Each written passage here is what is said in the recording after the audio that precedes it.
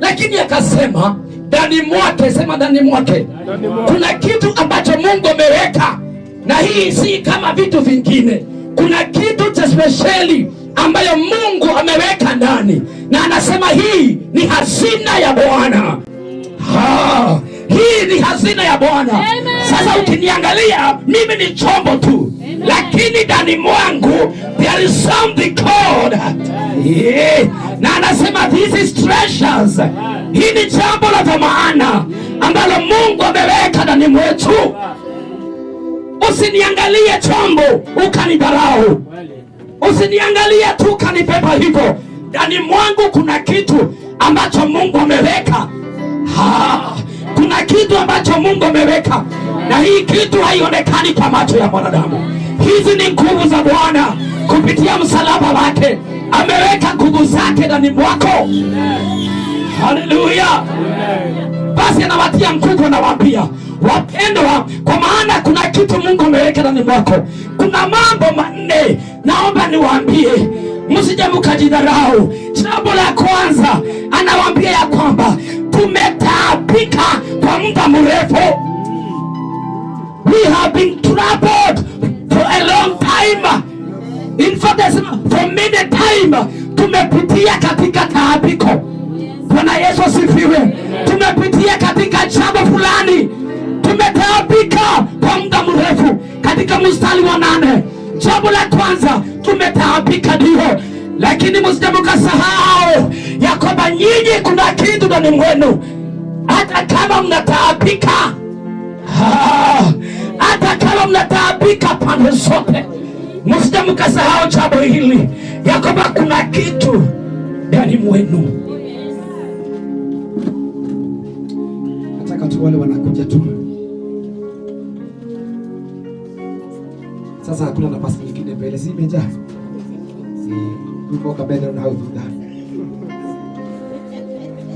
Kuna watu wako CNN hapa bana, wako live kwa TikTok. Haleluya! Anawaambia ikawaje nyinyi ni chombo. Jambo la kwanza, mmetaabika kwa pande zote. Sijui wewe kama uko kama mimi, watukaji, sijui kama nyinyi mnatumika vizuri. Mimi nimetaabika kiwango ya kwamba na hizi kana kwamba naweza kuondokea pande zote. Anasema mnataabika pande zote, lakini nawaambia kwamba hata kama mmetaabika, hamjaangamizwa. Haleluya! Hata kama tumetaabika kihuduma, ukweli ni kwamba Huruma Church hatujaangamia. Ukweli ni kwamba hatujaangamia. Maandiko nasema sio pande moja, ni financially tumetaabika, sio pande moja, ni mentally tukaanza kugoroka. Lakini kwa ajili ya Bwana anasema msije mkasahau kuna kitu cha dhamana ndani mwenu. Ndio maana hata kama mnataabika hamjaangamizwa. Hii ndio uzuri wa Mungu. Wale wanaotembea na Mungu anatumia majira, na majira inaweza kuwa wakati mwingine iko sawa. Sasa anawaambia Wakorintho ya kwamba msije mkalia mkasema ya kwamba tunatumikia Mungu na bado tunaangamizwa. Akawaambia jitieni nguvu, manake sisi na ndio naanza, we are troubles from many ways, but we have not distressed. I have come to announce to you, no matter your troubles, no matter your troubles, you are not going to be distressed. Kati ya mtu wewe mapia wewe dohotika, ona mago pelia, wewe kwa yaka hii, bado wewe ndio kauka. Hata hali ikiwa namna gani, hautaangamia wewe. Sio mimi nasema, ni maandiko inasema ya kwamba hata kama mmeangamizwa hamtaisha. Haleluya! Anasema jambo la pili, wachungaji msikie. Jambo la pili, mmekuwa na wasiwasi. Tumekuwa na wasiwasi tukijiuliza huduma itasimama namna gani. Tumekuwa na wasiwasi tukijiuliza kazi itasimama namna gani? Tumekuwa na wasiwasi tukijiuliza toa itakuwa namna gani, lakini nasema hivi, watu wa Mungu, wale wanatembea na Mungu, wale wamewekwa kitu ndani yao, hata kama wako na wasiwasi hawawezi kufa moyo, hawawezi kufa moyo, hawawezi kufa moyo. Nakwambia ni wasiwasi uko nao, wendo lako wako roho, wendo lako wako roho. Hata kama utafika mwisho, natangazia ukuta, get behind me Satan, I must move on. Hata kama watu wataenda, nitajitia nguvu ndani ya Yesu ya kwamba hata kama mtaniacha, huduma ni katatera. Haleluya. Hata washirika wakichukua na wawili, nasema ni yako wako roho. Hata mwimbaji alisema ndiyo kwa koroni.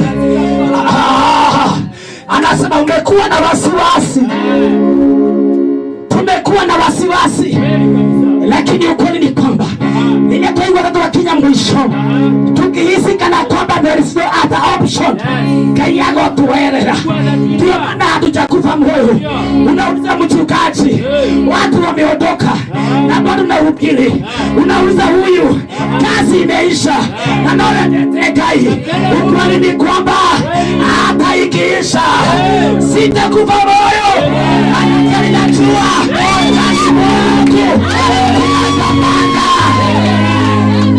kuna dhamana nimekidugiafota nikileta pesa kileta dhaini wako. Kuna jambo la dhamana limepita pesa ambalo Mungu ameweka ndani mwako. Jambo hili nikiwa nalo, hata nikiwa na wasiwasi, inanitia nguvu. Haleluya.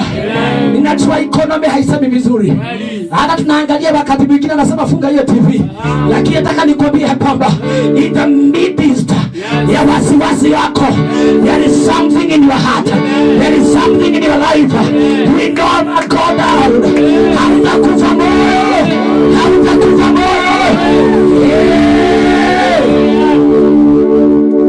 hautatoa ushuhuda ya kama nilijaribu nikalemewa. Manake sisi ni wale tukifika mwisho tunapitanga nayo.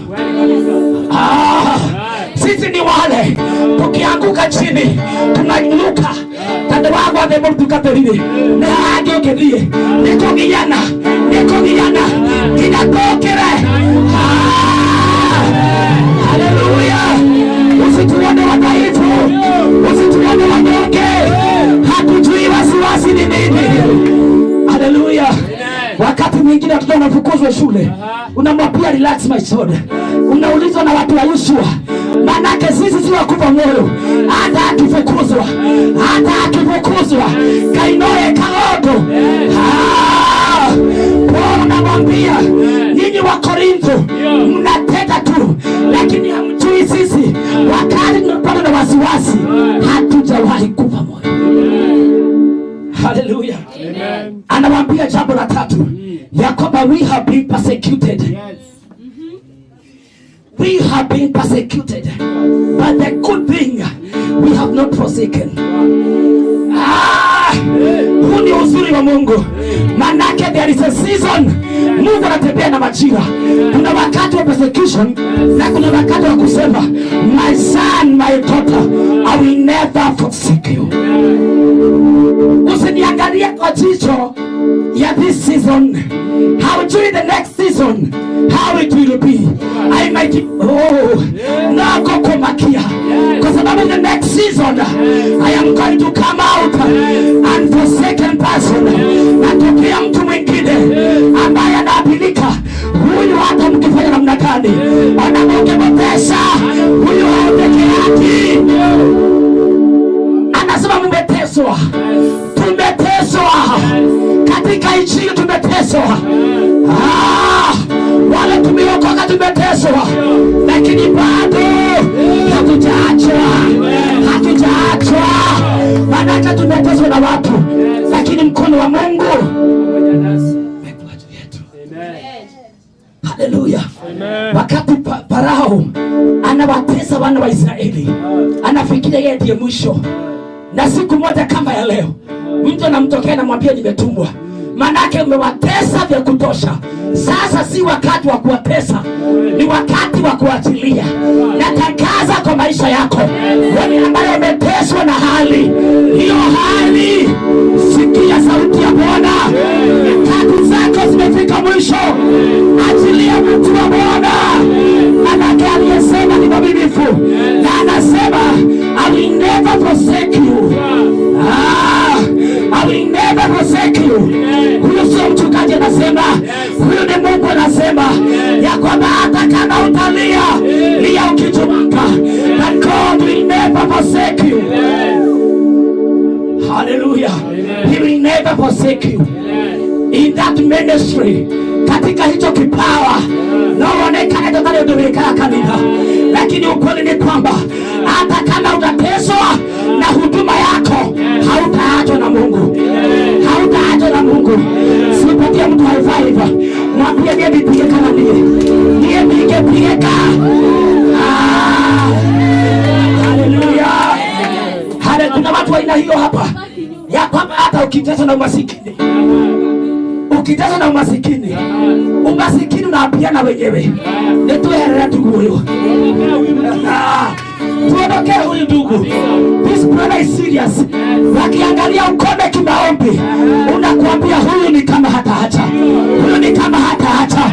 Wakileta uzito katika hiyo anga, wanasema huyu hata kama kuna uzito, bado wanapenya.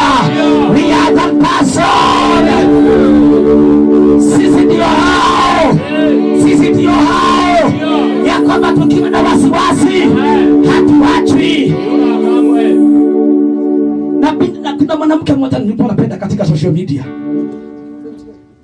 Bwana yake Bishop alijaribu kumwacha.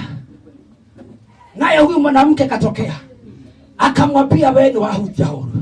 Ndiye ndiye atumia ya matigago. Hallelujah. Akafikiria hayuko serious.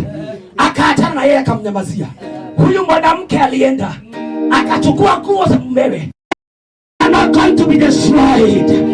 Hatutaangamizwa katika kutupwa chini. Wakidhani umetupwa chini ndio umeisha. Hawajui wewe chini ndio mwisho wako. Nuoge kati oge. Mtu ako chini atafanya nini kingine? Nasema wale tumeangushwa na hali ya kimaisha, utasimama tena. Utasimama tena mama. Utasimama tena. Wale tumeangushwa na hali ya economy. Ekina wakisema huko nje, sisi hatutaanguka. Tutiko ina reporo. Kwa sababu sisi, there is something different in us. Hallelujah. Wale wanasema tujui tugawe kati ya leo. Unaona na maoto madhokile. Huo ni wimbo wako na wewe. Sisi hatuimbi huo wimbo. Tumewekwa kinoni mwetu. Na hata tukiangushwa chini, we are not being destroyed. We are not being destroyed. I have come with this message to someone. Yakoba, no matter the situation, ugamana the way hate. Hata kama utapepetwa chini, si kama hautaangushwa. Utaangushwa ndio, lakini ni kwamba ukweli ni huu, hata ukiangushwa hautaisha. Hautaisha. Si kama hautapepetwa. Watakwambia ako wapi Mungu wako sasa nikusaidie. Lakini ukweli ni kwamba watashindwa tu. Na sio kwa nguvu zako. Sio kwa nguvu zako. Maandiko nasema tunapomalizia katika mstari wa 10. Sio kwa nguvu zako. Kile kitakacho kusaidia ndio hii. Mstari wa 10 maandiko yasema, siku zote